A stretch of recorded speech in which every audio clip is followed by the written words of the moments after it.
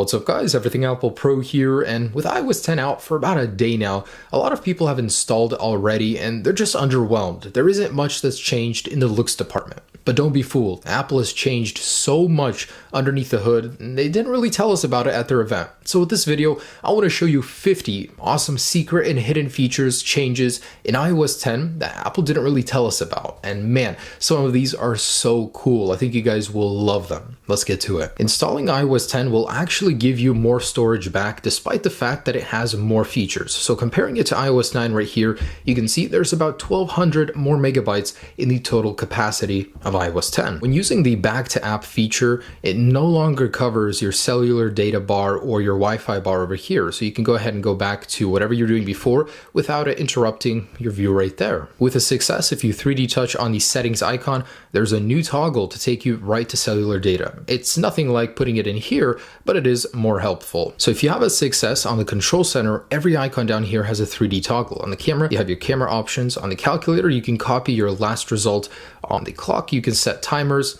And on the flashlight, you can actually set the intensity of the flash unit. It is really, really cool. So you can preserve battery life like that, going to low intensity or high intensity. And the control center does have 2 pages. Apple did tell us about this, but what's cool is that where you leave it off is where it will be when you open it again. So when you're controlling music, that's a really useful, handy little feature. So just like on the Apple Watch, when clicking in your control center on the toggles, that feature has been implemented into iOS 10. So when you're actually toggling these, they actually light up just like they do on the Apple Watch. That is a really cool continuity aspect. There is now 3D touch for folders. So if you 3D touch on a folder, there are new options. First off, you can go right to the app that has the notifications in the folder, and you could go ahead and rename the folder using that toggle right there. Also, if you ever want to move an app inside of a folder and you do the wiggle thing, it will not represent all of the apps out here. They will not be wiggling, only inside the folder. Nice little touch. And I do want to mention the fact that the folder now has a blur that was non-existent in iOS 9, so nice clean look. Now the new Messages app is really cool, but Apple didn't tell us everything there is to know about it.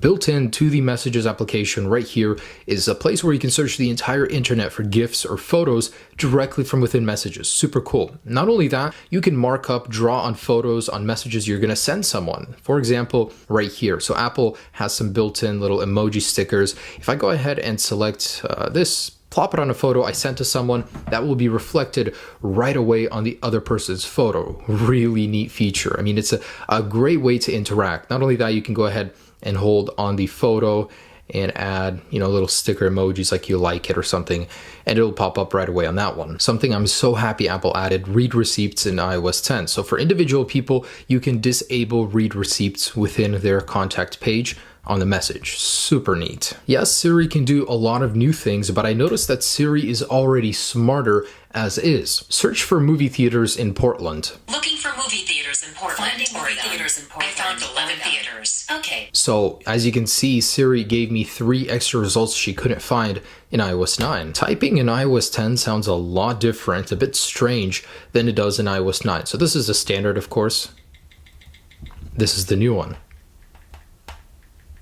It's a little bit more muffled, but it's nice and elegant. I do like it. The clock application in iOS 10 is completely dark. Hopefully this is a sign of what's to come, possibly a dark mode in future betas, but I just found it so interesting that Apple has this. There's also a new built-in wake alarm inside of the clock application, which will basically ask you on what days when you want to wake up, and it works with you on your schedule. So you want to go ahead and tell it how much you want to sleep every single night, and you'll get a reminder every single day when you need to go to sleep in order to achieve your goal of when you want to wake up. A lot of changes in the Photos application. In particular, there's a new details button, which will give you details on where the photo was taken and related photos that you took nearby. Also, if you want to edit, the edit function has been relocated to the bottom right here, so it's a little bit different, and there is a new option here where you can go ahead and mark up the image, draw on it, and change it up. Also, there is a new change in the editing function over here in the light category. There's a new brilliance one, which you can make your photos look more brilliant. Now, when swiping through live photos, they will quickly animate without you needing to press on them. So just like that, they go ahead and animate to bring the effect to life without needing to press on the image. And a new feature introduced in iOS 10 is the ability to finally edit live photos, crop them, resize them without them losing the live function. So you guys can go ahead and crop it And then afterwards, if you click on it, the live photo function is still there. And not only can you change the orientation, the crop of the image of a live photo, you can also add live filters to live photos as well. So you can go ahead and change up how it looks, and it will retain the live function as well. So just like that. And in iOS 10, your photos are now digitally stabilized, so they will be very smooth, much more smooth than they were on iOS 9. Something I noticed in iOS 10 is that the camera always loads faster. Apple made some sort of optimizations where it loads and focuses faster than it does on iOS 9. So if I can launch these simultaneously, as you can see, it always does open up faster. Inside of camera, there are some adjustments as well. So the reverse camera orientation is down here instead of up here. The filter and that one have swapped places, which makes it a little bit easier because you use this one more often, of course. Also in video, the actual resolution you're using, instead of being right here, is now over here, and with the frames per second right next to it. Cool little change. And one of the coolest things in iOS 10 is the ability to take photos while music is playing in the background. So super cool. It no longer stops. It's really infuriating when that happens.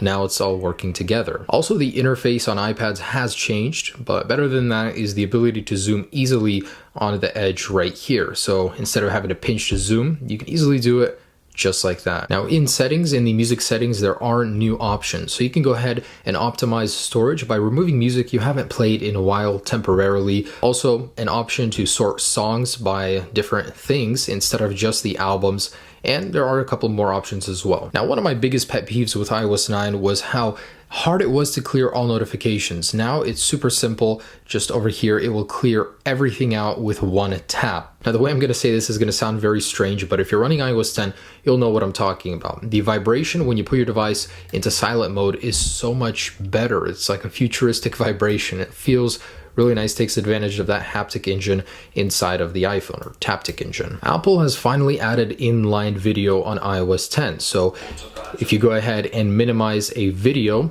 just like that, it will keep playing on iOS 10. It doesn't stop. That is really cool, a much needed feature. But opening it up, it'll resume, and you can go ahead and watch video just like that. If only Apple brought picture-in-picture, I would be happy. Also, when you lock your device and you go back in, it doesn't stop playing. It actually resumes where you left off. And a couple things that many of us already know, but I wanted to mention because not everybody knows this. Going to iOS 10, the slide to unlock feature is completely gone. So you can no longer slide. You just have your widgets or your camera right there. Instead, you just click your home button to enter your device. Also, lift to wake, which is a neat, awesome feature with iOS 10. Apple is trying to make us all move to a future where we don't need to press buttons in order to unlock our device. So with Touch ID, raise your device, Touch ID, you won't need to press any physical buttons. Now, Apple made no mention of this whatsoever, but there is no longer a dedicated Game Center app in iOS 10. It was a waste of space, and Apple just left it in the settings where it should have been all along. Now, this is something super cool. iOS 10 will remember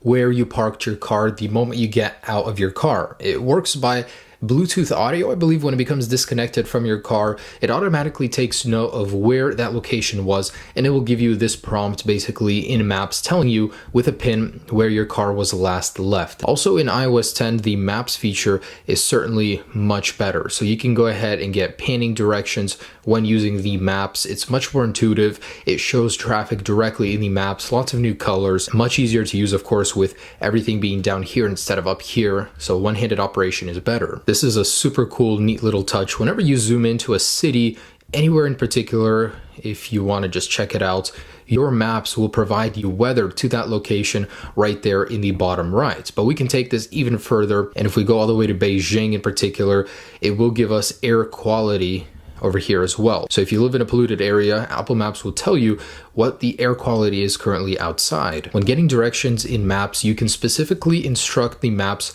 to avoid tolls or highways, but tolls is the new one here. So if you guys don't want to pay, your maps can take you around them finally. Now, by default in iOS 9, there weren't too many widgets available for stock apps. Now, Apple has included many more, so there's a lot to choose from, and of course, they're all interactable definitely a much bigger selection available in the Today view over here. Mail is smarter as well. It now knows when you're getting a mailing list email, which can be really annoying, and all of them have different procedures to go ahead and unsubscribe from. Now Mail gives you a quick option to unsubscribe from a certain emailing list. And of course, you can now remove system apps. So if you don't want a certain app, you don't need to keep it on your device anymore in a junk folder. I mean, this applies to a lot of individual applications. Of course, not the fundamentals, but you can go ahead and re-download them from the App Store if you ever want them again. And of course, one of my favorites is the rich notifications in iOS 10. So it pretty much opens up a whole conversation within a quick reply where you can go ahead and reply to the other person and stay here until you need to leave. It's very, very nice.